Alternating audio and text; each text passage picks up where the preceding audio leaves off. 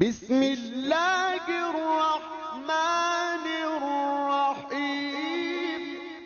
په نن ورځني درس کې موږ غواړو چې هغه کوم تشکیل چې موږ جوړ کړی و او وکولی شو چې هماغه مسؤل کسان د مربوطه پروژو دپاره یا د مربوطه پروګرامو دپاره ورمعرفي کړو ترڅو د هر شخص هغه مسؤلیت معلوم وي.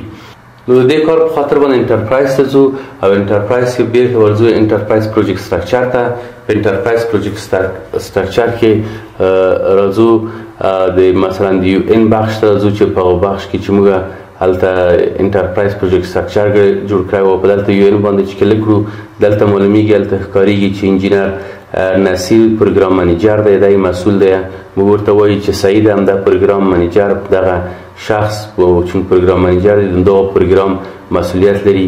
مکاتبو مسؤول ورته معرفي کوو.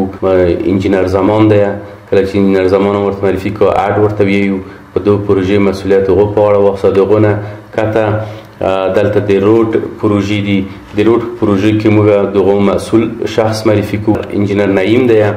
دغه نه کته راځو د ام آر آر ډي پروژو ته.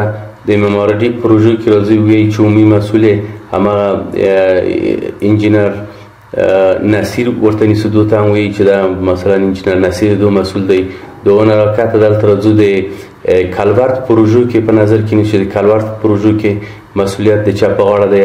راځو دلته بیا هم دو قسمت ته ورته معرفي کوو چې مثلا انجینر هلال د دو پروژې مسؤول دی او اډ ورته وایي او دا انجینر هلال دلته معرفي شو. بیا د اریګیشن پروژو ته راځو. د اریګیشن پروژو کې بیا مثلا دو ته لیکو چې په اریګیشن کې انجینر نعیم مسؤول دی او اډ ورته ویو.